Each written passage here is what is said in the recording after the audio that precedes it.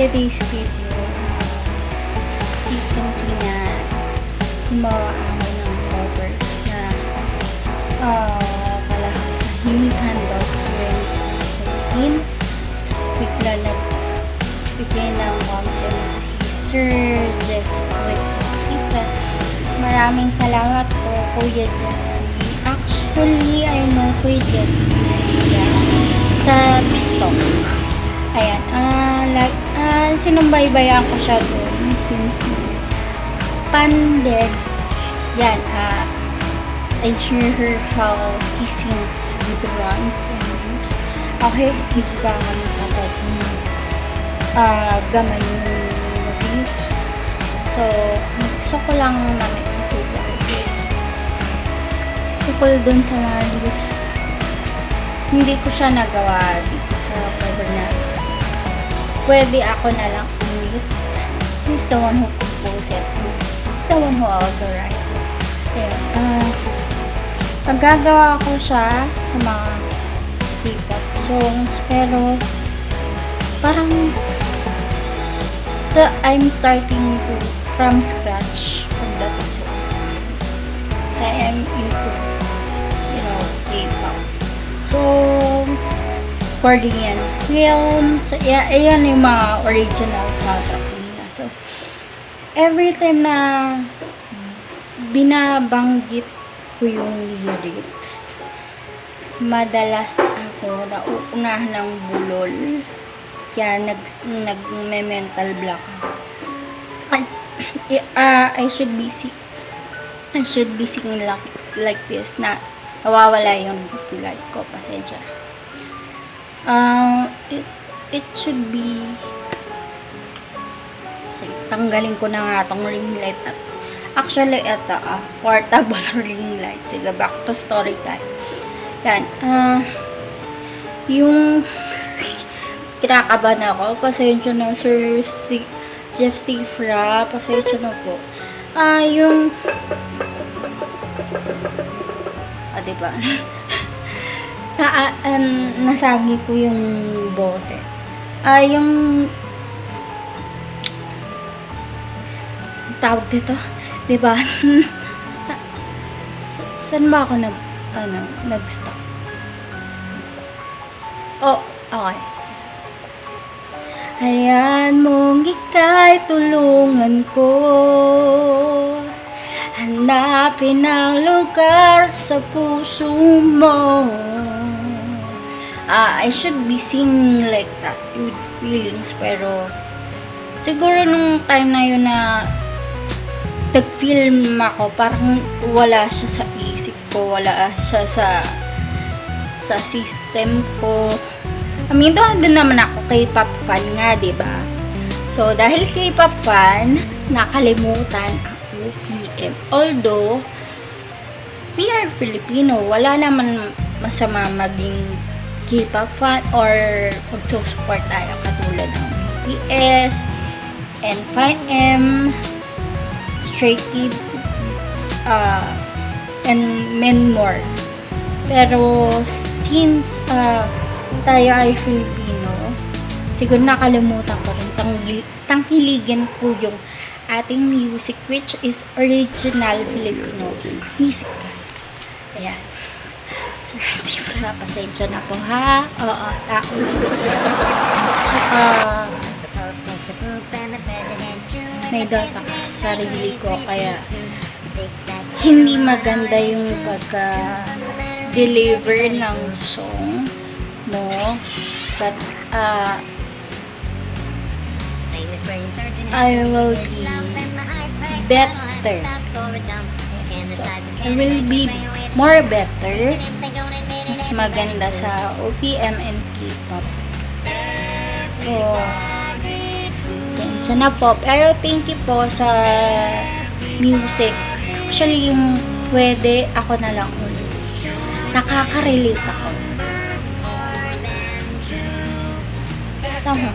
Nakaka-relate ako kasi there are people na hindi kino-consider yung pagiging YouTube artist.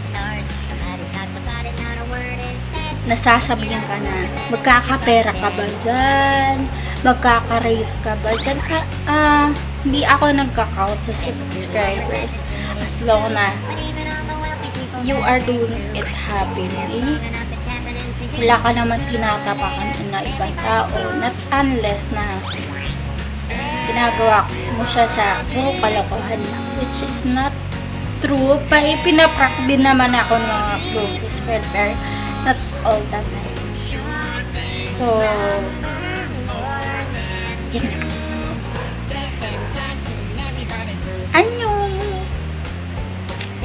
Thank you sa compliment, Sir Jeff. Nakatulong po yan.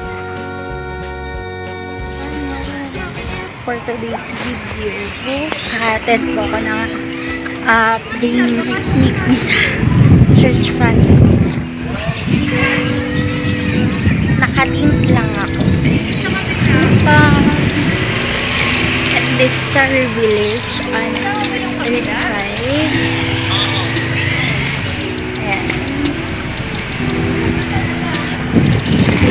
So, habang naglalakad punta sa Annex 41. Dito lang sa Totos ko. Hindi ko na ituturo kung saan yung balon na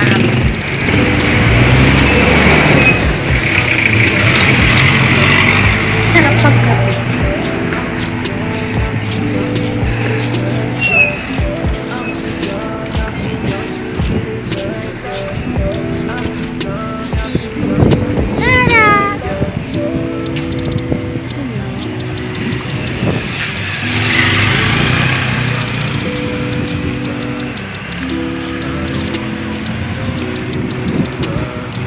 Tumababa ko guys. Comment out below kung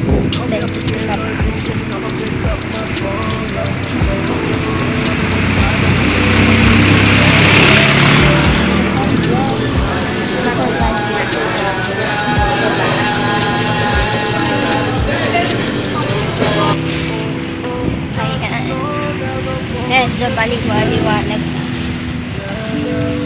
At merong tao.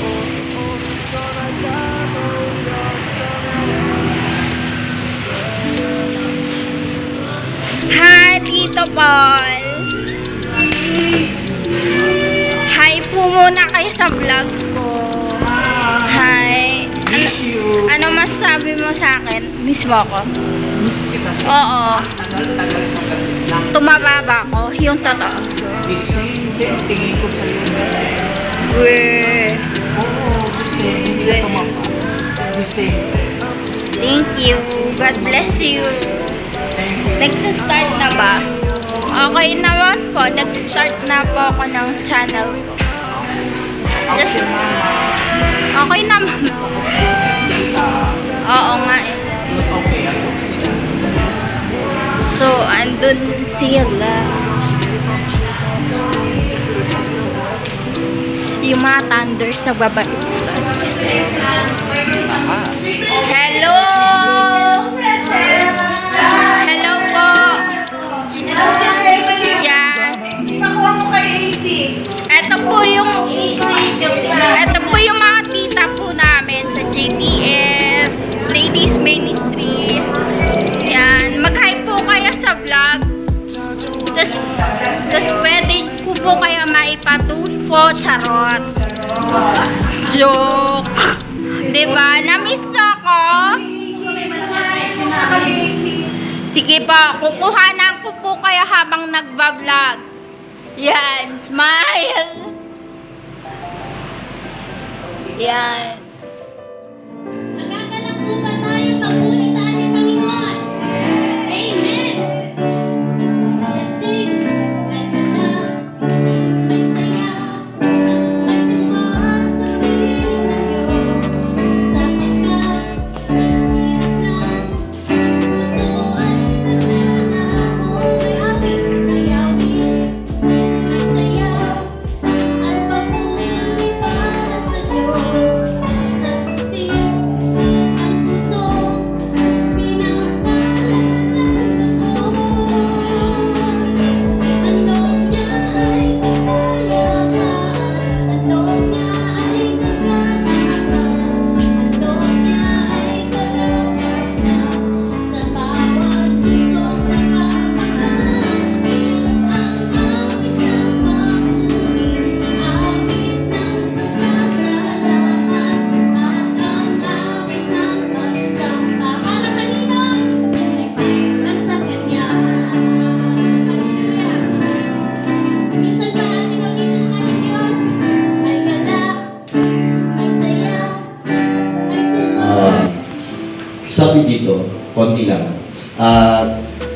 2 Chronicles chapter 22 verse 3. Ang nanay niya ang nag-advise sa kanya na gumawa ng masama. Kaya ginawa din niya kung ano ang ginawa ng pamilya ni Ehud. Yun. So, dyan po tayo magbubulong. Pero, magkaroon muna tayo ng konting context, pero pray muna po tayo. Panginoon, patuloy kami humihingi ng gabay sa pagbubulay ng iyong salita. Kaya ang banal na Espiritu ang siyang patuloy na sumama sa amin, kagaya ng paano mo kami sinamahan sa pag-aawitan, pagkakadala sa amin dito, Panginoon. Naniniwala kami isang Espiritu ang siyang patuloy na kikilos sa aming kailangan. Gamitin niyo lamang po ako, Panginoon, bilang sa ito pagsalita. At kayo po ang mangusap personally sa bawat isa po sa amin. Ako po ang mensahe sa bawat isa. Kung ano ito ng kaisa